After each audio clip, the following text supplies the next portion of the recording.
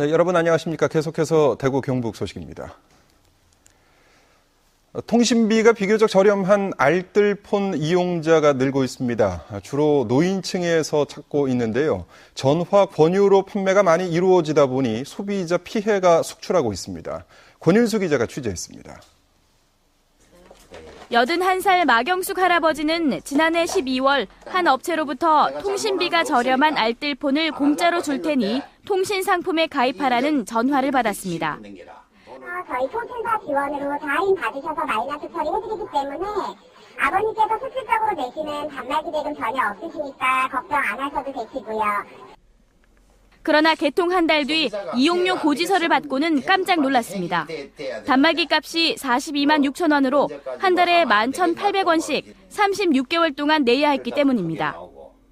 통지서 날라온다 보니까 요금만 왔는데 보니까 월 11,840원. 거기 무려 36개월. 알뜰폰 판매 사업자들은 주로 노인들에게 전화 권유 판매를 하고 있습니다. 정확한 정보 제공 없이 저렴한 통신비만 강조해 노인들이 쉽게 현혹될 수 있는데 지난 2012년부터 15개월 동안에만 전국에서 1,100여 건의 피해가 발생했습니다. 최근 2년 동안 한국소비자원으로 접수된 대구 경북 지역의 피해자는 8명인데 대부분 노인층이어서 피해를 당하고도 구제 요청을 하지 못한 경우가 더 많을 것으로 추정됩니다. 명의도용과 같은 2차 피해를 예방하기 위해서는 의심스러운 전화는 절대 개인정보를 유선상으로 알려주지 말아야 합니다. 한국소비자원은 피해가 발생했을 때는 14일 안에 업체로 청약 철회서를 내용 증명으로 보내야 한다고 설명했습니다. MBC 뉴스 권윤수입니다. 정부가 세월호 침몰 사고 희생자를 추모하는 합동 분향소를 전국으로 확대 설치하기로 함에 따라 대구시와 경상북도도 내일부터 합동 분향소를 설치 운영합니다. 대구시는 두류공원 안에 있는 안병근 올림픽 기념 유도관에 합동 분향소를 설치해 내일 오전 9시부터 시민들이 헌화를 하며 세월호 침몰 사고 희생자를 추모할 수 있도록 할 예정입니다. 경상북도는 경북도청 강당에 세월호 침몰 사고 희생자를 추모할 수 있는 합동 분향소를 설치해 내일 오전 10시 반부터 운영에 들어갑니다. 합동 분향소는 경기도 안산 지역 합동 연결식 당일까지 운영될 예정입니다. 경북교육청은 세월호 침몰 사건과 관련해 학생들이 인터넷 등을 통해 유언비어를 퍼뜨리거나 희생자를 모욕하는 글을 게시하지 않도록 교육을 강화하기로 했습니다. 경북교육청은 학생들에게 허위 사실을 유포할 경우 명예훼손으로 처벌받게 된다는 점을 교육하라고 일선 학교에 지시했습니다. 또 학생들을 대상으로 심리, 정서 상담을 진행해서 충동적으로 일탈 행동을 하지 않도록 사전 예방에 나서줄 것을 당부했습니다. 강원도 묵호항과 울릉도를 운항하는 여객선 선플라워 2호가 엔진 결함으로 이달 말까지 휴항합니다. 건조된 지 18년이 된 4,600톤급의 선플라워 2호는 지난 17일부터 엔진 4개 가운데 1개의 이물질이 유입돼 나머지 엔진으로 운항해오다 최근 수리에 들어갔습니다.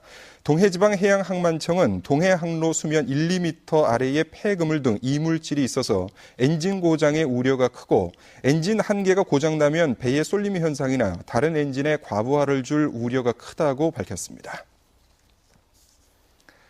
대구시가 민간 위탁 체육시설 안전점검을 실시합니다. 대구시 체육시설관리사업소는 이달 말까지 대구 지역 19개 민간 위탁 체육시설을 돌며 전기와 기계, 소방 분야에 대한 안전점검을 실시합니다. 다음 달 초에는 관계기관의 협조를 받아서 수탁시설의 관리자, 임대시설의 운영자와 종사자를 대상으로 소방 안전교육도 할 예정입니다.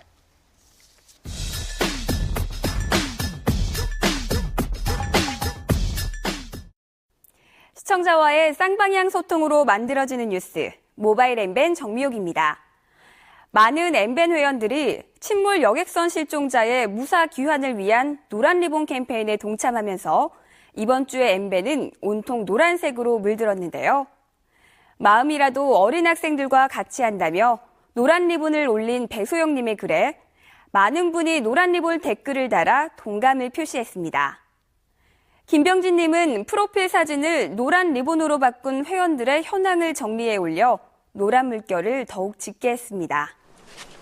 이 나라 봄이 지금 울고 있습니다.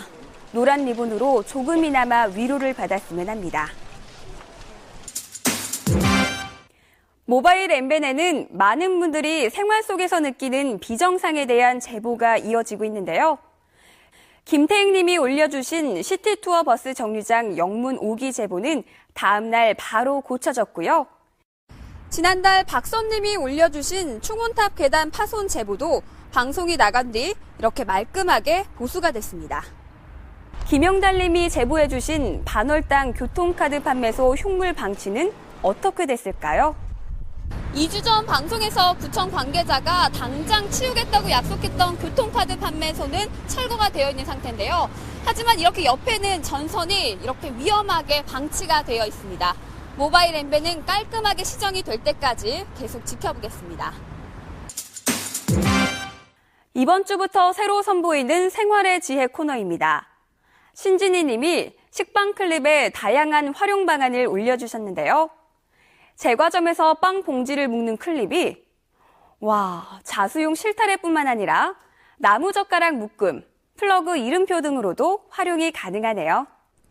이 클립은 오렌지 껍질을 깎을 때 유용하게 쓸 수 있다고 하는데요. 이 클립을 반으로 잘라서 오렌지 껍질을 깎아보겠습니다. 클립 두께가 오렌지 껍질 두께와 비슷해서 알맹이와 껍질을 정확하게 잘라낼 수 있네요. 앞으로 식빵을 살 때 클립 값도 줘야 하는 거 아닐까요? 이번 세월호 침몰 사고를 계기로 학생들의 수학여행을 중단시켜야 된다는 학부모들의 목소리가 거세지고 있는데요. 수학여행 찬반 논란, 엠벤 회원님들은 어떻게 생각하고 있는지 물었습니다. 집단적이고 획일적인 수학여행은 지양하고 새로운 방식의 수학여행이 만들어져야 된다는 의견이 82.8%로 압도적인 1위를 차지했습니다. 학생들을 위해 폐지해서는 안 된다는 10.5%, 또 학생들의 단체 수학여행은 폐지되어야 한다는 6.7%로 미미한 응답률을 보였습니다. 지금까지 모바일 엠벤 정미욱이었습니다. 새누리당 대구시장 후보자 경선이 모레 실시되는 가운데 경선에 반영되는 전화 여론조사가 오늘과 내일 이틀 동안 실시됩니다.